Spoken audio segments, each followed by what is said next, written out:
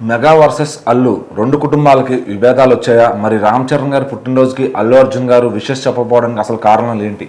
నిజంగా ఇప్పుడు ప్రజలు కానీ వాళ్ళ ఫ్యాన్స్ కానీ ఎట్లా ఉంటారంటే ఒక విషయం జరిగినప్పుడు దాని వెనకాల స్టోరీ ఏంటి, నిజంగా ఏం జరిగిందని ఏది కూడా తెలుసుకోకుండా వాళ్ళ నోటికి ఏదొస్తే అది వాగుతూ ఉంటారు. ఇష్టం వచ్చిన రీతిన సోషల్ మీడియా ఉంది కదని చెప్పేసి దాంట్లో రాయడం కానీ ప్రచురించడం కానీ ఇదంతా కూడా చేస్తుంటారు. సో నిన్న రామ్ చరణ్ గారి బర్త్డే ఉన్నప్పుడు చాలా మంది జూనియర్ ఎన్టీఆర్ కావచ్చు, మహేష్ బాబు కావచ్చు, ప్రతి ఒక్క హీరో కూడా సోషల్ మీడియా వేదికగా శుభాకాంక్షలు తెలియజేశారు. కాకపోతే సొంత ఫ్యామిలీ మెంబర్ అయినటువంటి అల్లు అర్జున్ మాత్రం తనకు శుభాకాంక్షలు తెలియజేయలేదు. ఓన్లీ అల్లు అర్జునే కాకుండా అల్లు ఫ్యామిలీకి సంబంధించి ఎవరు కూడా శుభాకాంక్షలు తెలియజేయలేదు.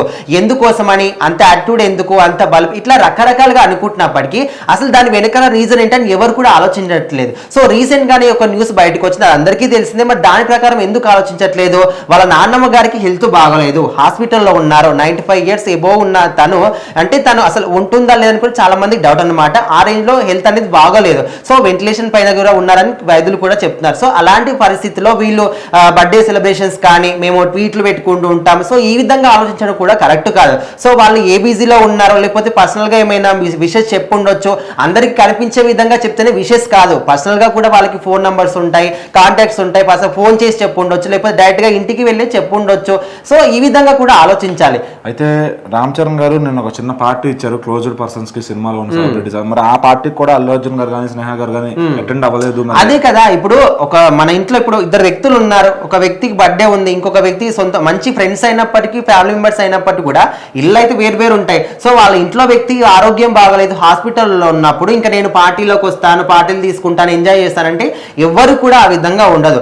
దట్టు సొంత నాన్నమ్మ కాబట్టి ఖచ్చితంగా వాళ్ళకు ఎంతో గొప్ప బాధ అనేది ఉంటుంది. సో అందుకోసమని రాకపోయి ఉండొచ్చు. అంటే ఫ్యాన్స్ ఏం కోరుకుంటున్నారంటే 40వ పుట్టినరోజు కదా, కనీసం ఒక ట్విట్టర్ లోనో ఒక ఇన్స్టాగ్రామ్ లోనో ఒక పోస్ట్ వేస్తే ఏం పోయింది, అది కూడా ఆయన వేయవసరం లేదు కదా, వాళ్ళు అడ్మిన్ వేసుకుంటారు. సో అది వేయించడానికి ఆయన ప్రాబ్లం ఏమొచ్చింది? అదే కదా, ఇప్పుడు సరే పబ్లిక్ గా చెప్పాల్సిన అవసరం లేదు. ఎందుకంటే అందరికీ కనిపించే విధంగా చెప్పాలని వాళ్ళు అనుకోరు.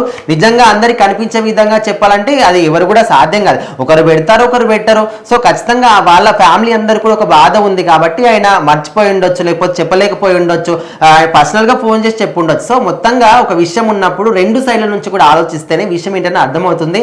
ఇంకా ఏది పడితే అది మాట్లాడడం కానీ, తనకు అంత యాటిట్యూడ్ ఎందుకు, సొంత మనిషి, ఇట్లా రకరకాలుగా మాట్లాడడం కూడా కరెక్ట్ కాదు. మరి వాళ్ళు పర్సనల్గా కూడా చెప్పుండొచ్చు. సో మొత్తానికైతే ఫ్యాన్స్ కావచ్చు, సోషల్ మీడియా వాళ్ళు కావచ్చు, ఈ విధంగా ఆలోచించకుండా రాయడం కూడా కరెక్ట్ కాదని కూడా కొంతమంది అంటున్నారు.